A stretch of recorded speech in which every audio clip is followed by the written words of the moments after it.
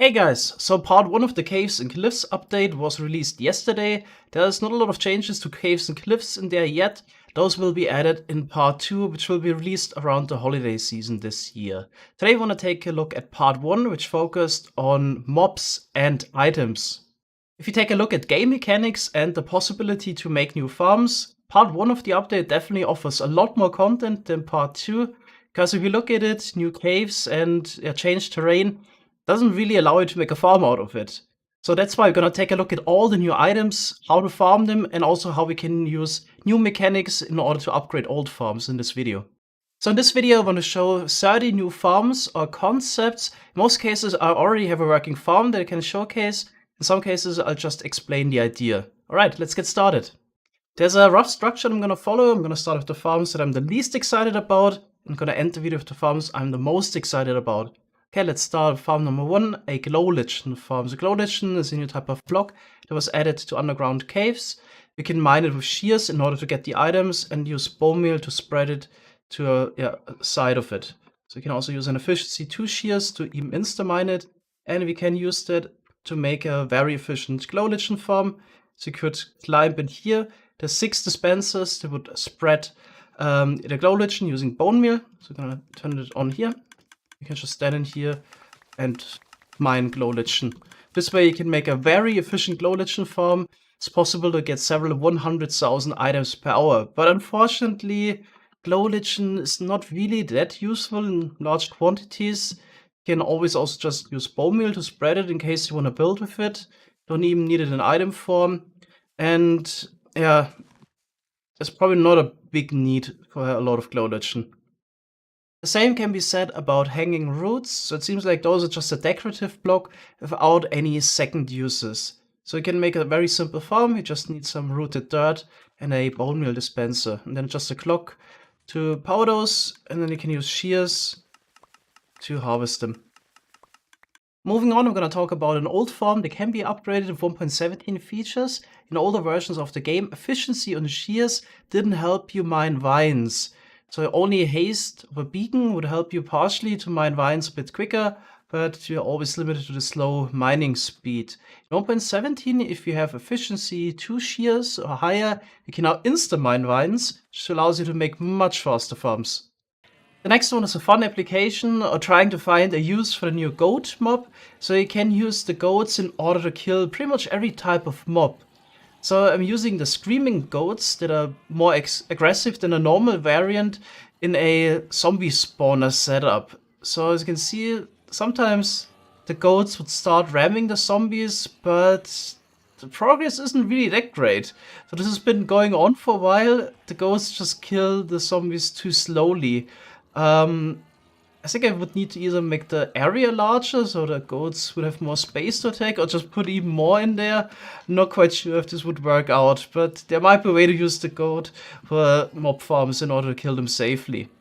Also, I noticed that the goats need to be wandering on full blocks. I tried to have a soul sand below first, but that caused them to stop attacking. The idea was that hoppers below would be able to pick up items, so in case you want to use such a setup, you would need to put hopper minecarts below in order to pick up the items. The new lightning rod is a perfect tool for any charged creeper or mob head farm. So you can either wait until natural lightning hits the lightning rod in order to convert the creeper into a charged creeper, or in case you get impatient, you can also use a channeling trident and throw it at the lightning rod. This way, creeper will be converted. In case you're waiting for the natural lighting, you can also detect once it strikes, because you would get a redstone signal every time lightning hits. The purpose of the new Axolotl mob is mostly to look cute, but in case you really want to use it for something, you could make a fun fish or squid farm with the new mob. So you can put them in a fish tank where squid can naturally spawn, and then they would attack any fish or squid within its reach. But there's a big downside. Once they actually kill the mob, they take a break from hunting. So you can see here, squid at the moment are safe. There's a relatively long cooldown until they would attack again. Technically, you can also use the Axolotl to hunt guardians, but since the guardians would fight back over time, you would lose all your pets.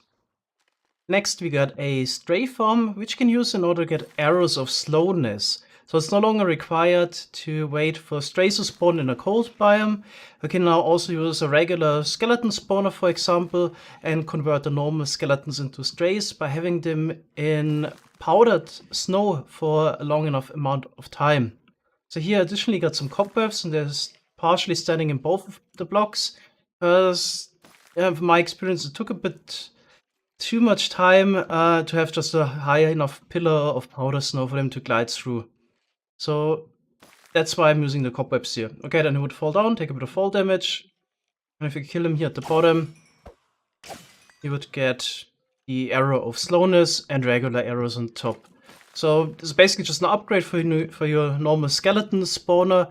There's really no downside doing this. Yeah, additionally you get those special arrows. Next, you get a relatively simple farm that allows you to get azalea, flowering azalea as building blocks, moss carpet, and also some seeds. So we built this here on peaceful. We just bone meal a moss block, then immediately punch out those blocks that will generate on top. And in the end, we can flush all the items over and collect them with hoppers. It's relatively simple, and I think especially the flowering azalea also makes a nice building block. Next, we get drip leaf. So the only way to obtain it at the moment is the wandering trader. So if you're lucky and you can find one and he has the small drip leaf trait, definitely get some. That's the only way to get it. And then you can place down the small drip leaf a couple of blocks. Usually clay always works. And then if you bone meal it, it would turn into the big drip leaf. So I can turn this on here. This is already the farm. As you can see, yeah, we broke it. The piston here on top, and now we got multiple of the big drip leaf. So the small drip leaf is kind of used up in the process. So you can't actually get more of it. The only way is really the one in trader. Yeah, if the big drip leaf is a special property that if you stand too long in it, it would flap, and then you could also fall through. Okay, in order to make a farm, yeah, you just need to place down big drip leaf, bone it a little bit, can go up to sky limit actually, and then you just need to break it and then the whole plant breaks, unlike for example kelp or sugarcane. So in order to make a farm, AFK farm, could just stand here,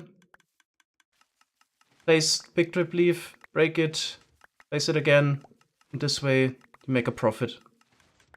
Next we got the glowberries. In order to find your first one, you need to find one of the mine shafts and then search for one of those chest minecarts underground. So we're kind of lucky here. Got one below, and here we got a minecart chest that has some glowberries inside.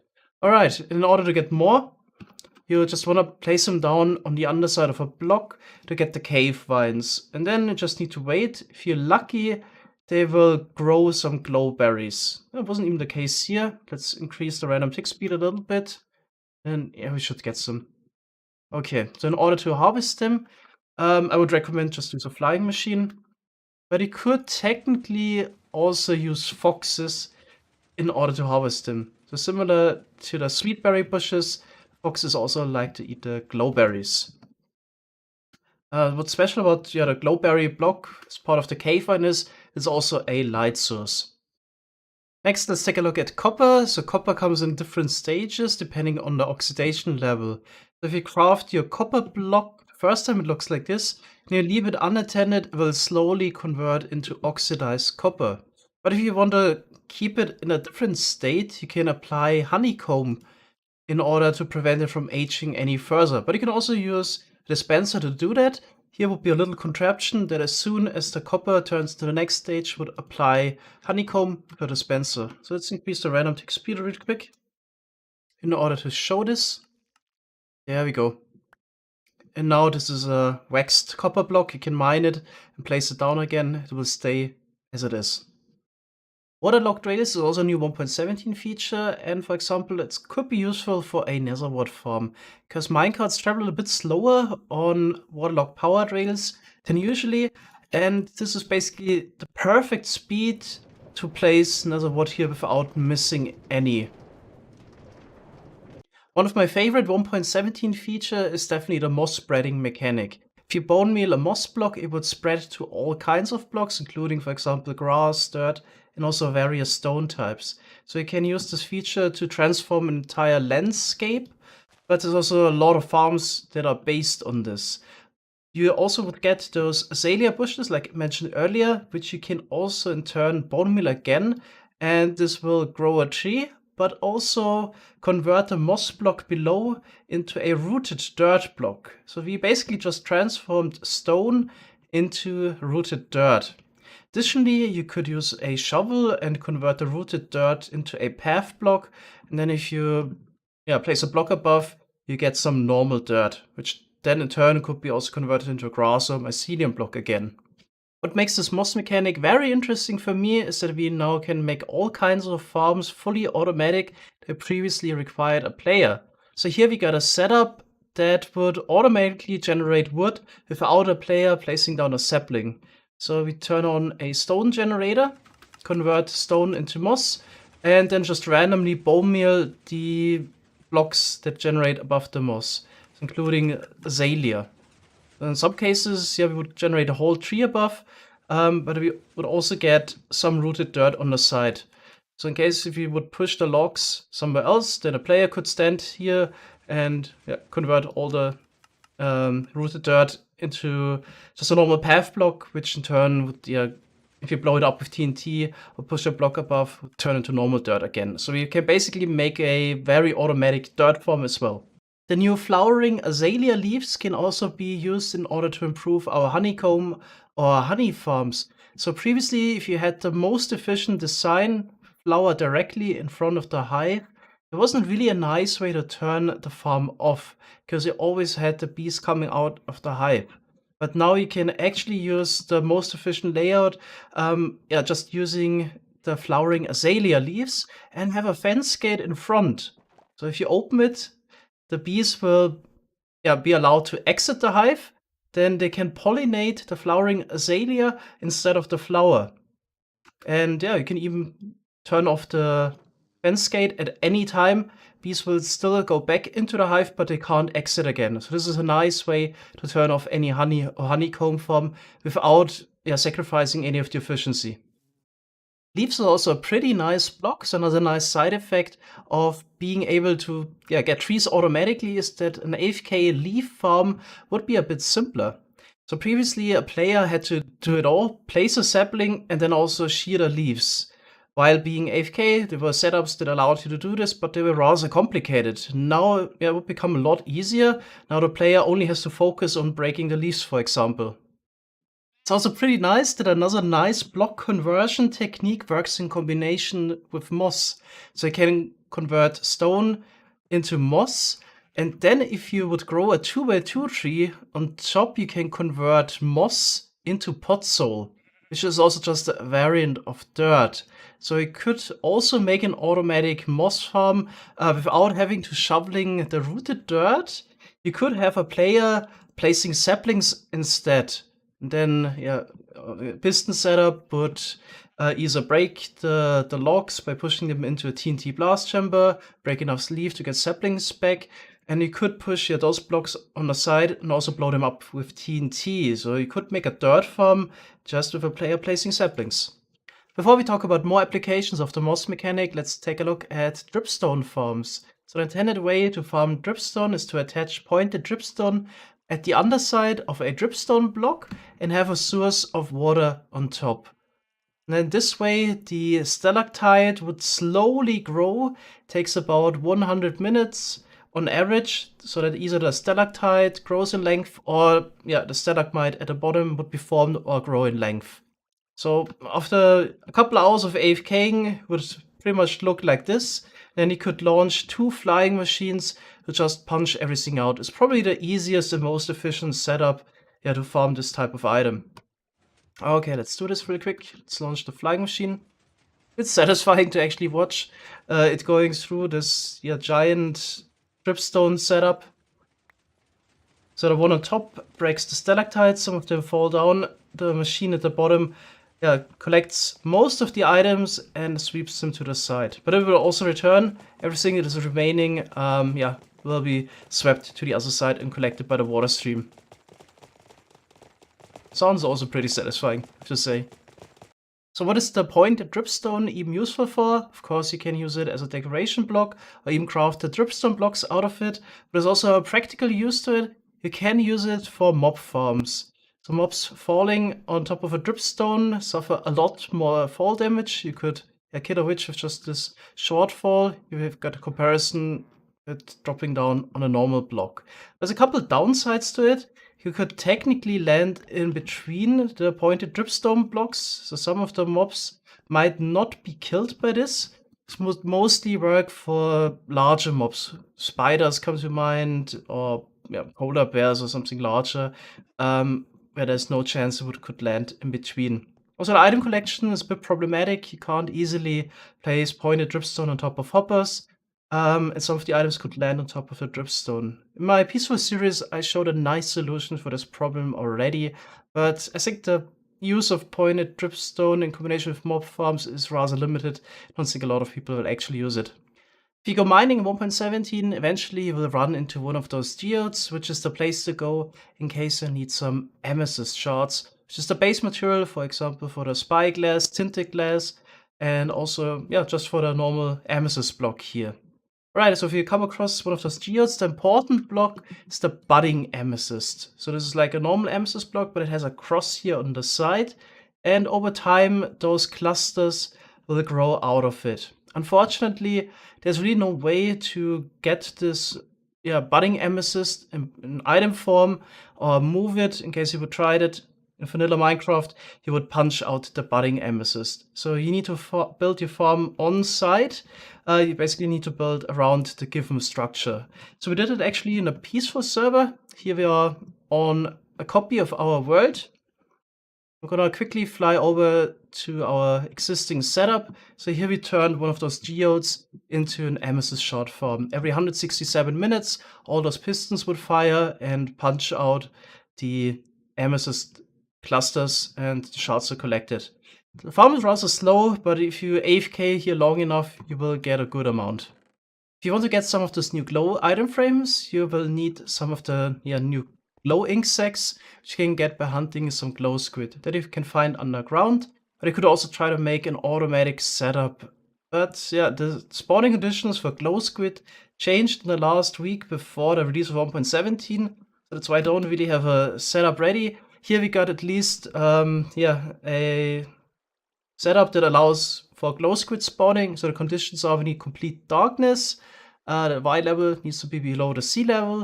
And then we need stone blocks within 5 blocks of the potential spawning space to glow squid. So this is basically the same as for Axolotl spawning. That's why we got some of those here as well. But eventually we'll also get some glow squid. A normal zombie spawner spawns about 500 mobs per hour, so in case you have a looting 3 sword, you could expect to get about 40 copper ingots per hour this way. And a very good one. So let's get back to the moss mechanic. You can of course also farm moss blocks this way, so in case you always keep in pushing new stone, the old moss blocks will be punched out and the item would land on top and can be flushed towards the middle and collected. But another nice side effect of this type of setup is that if you compost all the moss and grass items and azalea items, you would actually get more bone meal than you need to invest into bone milling that one moss block to spread it. So per invested bone meal, you can get around 3 bone meal back. So here we got a very efficient setup. This not too large farm produces 25,000 bone meal per hour. So this is a lot better than every existing 1.16 mechanic to get bone meal. So previously the next best thing was pretty much to make a giant melon farm.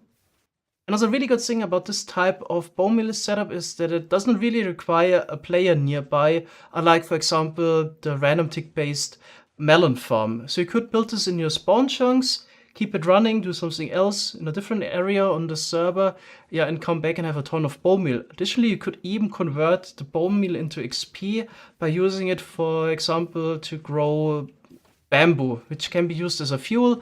You could also have an automatic cobblestone setup and just make some stone out of it. Once you come back, you can get XP from the furnace. So we're slowly coming to the end of the video. Next, let's talk about the new type of cauldrons that get added. So you now have lava cauldrons in the game as well, and there's even a renewable way to get lava. So the way to do it is attach Dripstone again on the underside of any block. It doesn't need to be a Dripstone block. And then have a lava source on top and then cauldrons below. Then if you wait a while, it shouldn't take too long. Just still gonna speed it up here. The cauldrons would fill up with lava, which you can then take out and use it to fuel your furnace.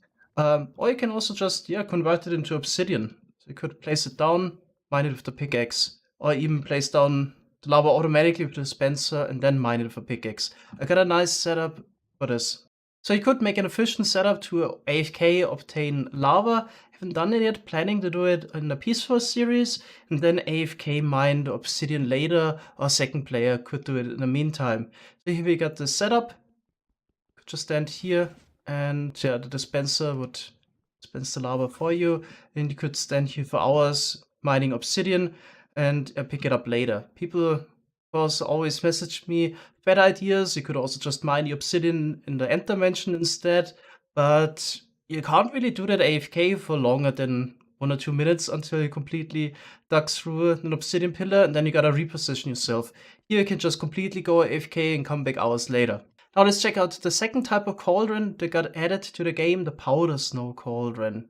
So in case it's snowing in a cold biome, there's a small chance that a cauldron would fill up with a layer of powder snow. So this is the same mechanic as a cauldron being filled up by rain, which takes a very long time. It's 24 real-time hours on average to fill one cauldron with 3 levels. So the easiest way to obtain a large amount of powder snow would be to go to a cold biome and AFK for a very long time and then get all the powder snow with a bucket. If you want, you could even make an AFK setup like I did here, where an AFK player would just go through the whole system continuously, picking up the powder snow from below. But it's a lot of effort to make an AFK farm. In case you need a couple hundred powder snow buckets, then probably a manual setup will be enough.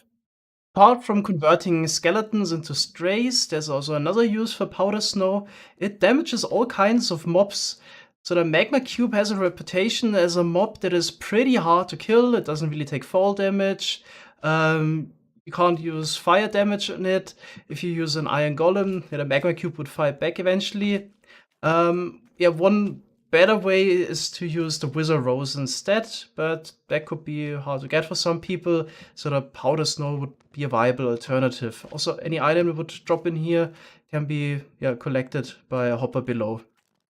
Another alternative, of course, is also the Screaming Goat to attack the Magma Cubes, but it's not quite as fast as the powder snow. Now let's talk about the last farm. It's finally possible to get as many Shulker boxes as you want without having to explore entities. You can make renewable Shulker Shell farm. So the condition for Shulkers to generate is that they need to be hit by a Shulker bullet. So we could use a simple setup like this one here. Take a Shulker, he tries to shoot a bullet, hits himself, and then if he gets hit by the bullet, there's a certain chance that a new Shulker will generate, and then the old Shulker teleports away. Let's see if you can see that again. Okay, we got a new Shulker, so here we got an efficient setup. Shulker would try to attach the side of those glass blocks and then immediately go through a portal, and then you can basically collect them in the nether. Alright, as you can see, there's definitely a lot of technical content in this 1.17 version. I'm really looking forward to playing it a bit more. But that's it for today. Thanks guys for watching and see you next time. Bye bye.